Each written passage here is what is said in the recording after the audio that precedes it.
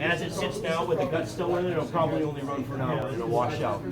The most efficient way to do this is when you catch a mackerel, what you can do is after you take it out of the brine, like catch a mackerel when you're out there fishing, put it in a brine, salt brine for 6 hours, and then what you want to do is take a needle or a sharp edge, and there's a membrane on both sides of these gill plates.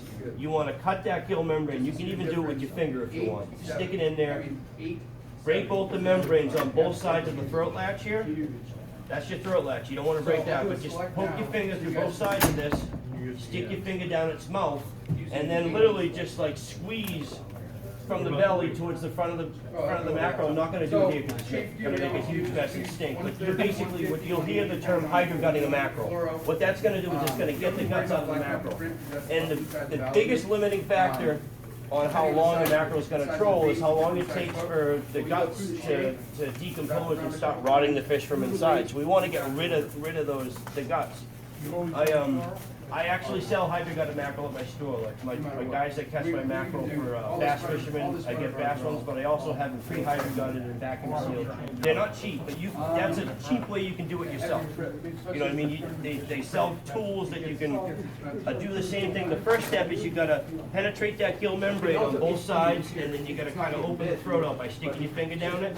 And that will prevent when you squeeze the guts towards the front of the mackerel, it pokes, like a lot of times it's going to want to come out right there.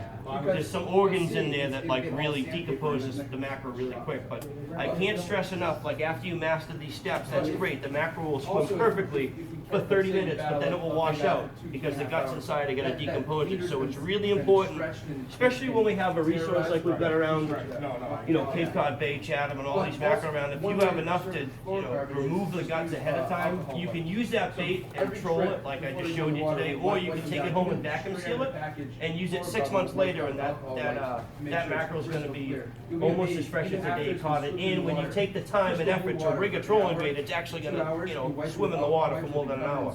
A hydrogutted mackerel you control all day. I mean, 2 tide changes, and if it doesn't catch anything, you can troll it the next day. But the key is you got to get the guts of the mackerel. Does everyone understand like how I just explained to do that?